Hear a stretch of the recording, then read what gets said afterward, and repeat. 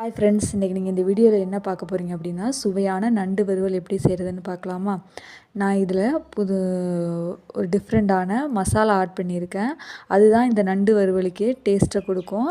அதனால் இந்த வீடியோவை ஸ்கிப் பண்ணாமல் பாருங்கள் ஃப்ரெண்ட்ஸ். அதே மெத்தடில் ட்ரை பண்ணி பாருங்கள், உங்களுக்கு ரொம்பவே யூஸ்ஃபுல்லாக இருக்கும்.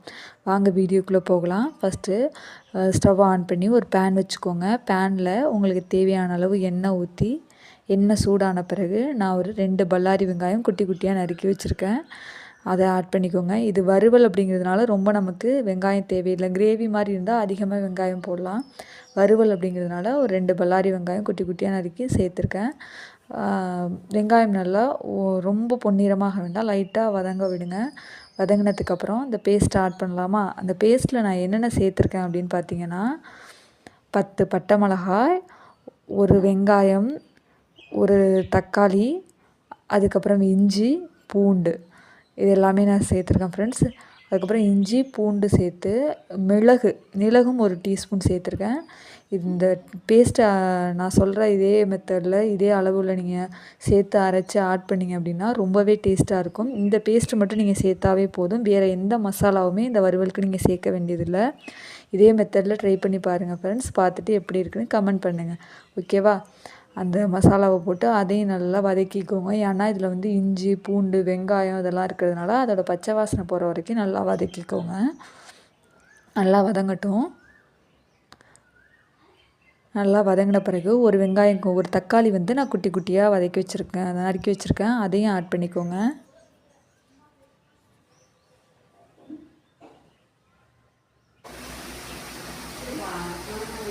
நான் எண்ணெய் பத்தாத மாதிரி இருக்கேன், லைட்டாக ஆட் பண்ணியிருக்கேன். நல்லா வதங்கட்டும். நம்ம தக்காளி ஓரளவு லைட்டாக வதங்கி வந்தால் தான் டேஸ்ட் நல்லாயிருக்கும் ஃப்ரெண்ட்ஸ்.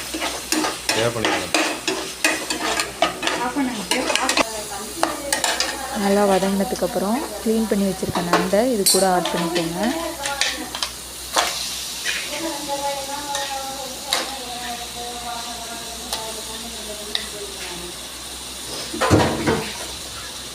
நண்டை ஆட் பண்ண பிறகு அதையும் நல்லா வதக்கிக்கோங்க. ஏன்னா அந்த மசாலாலாம் அந்த நண்டில் சாறுறப்ப தான் இன்னும் டேஸ்ட்டாக இருக்கும்.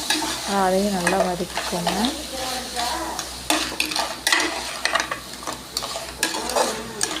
இது நல்லா கலந்து விட்ட பிறகு உங்களுக்கு தேவையான அளவு உப்பு நீங்கள் இதில் ஆட் பண்ணிக்கோங்க.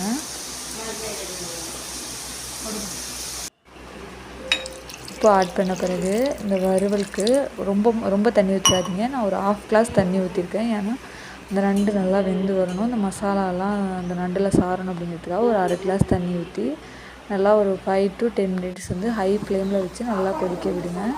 நல்லா கொதித்து வற்றி வந்த பிறகு ஒரு கைப்பிடி அளவு கொத்தமல்லி தழை எடுத்து தூவி விட்டு இறக்கிட்டிங்க அப்படின்னா டேஸ்ட்டான நண்டு கிரேவி ரெடி ஃப்ரெண்ட்ஸ். நண்டு வறுவல் இதே மெத்தடில் ட்ரை பண்ணி பாருங்கள்.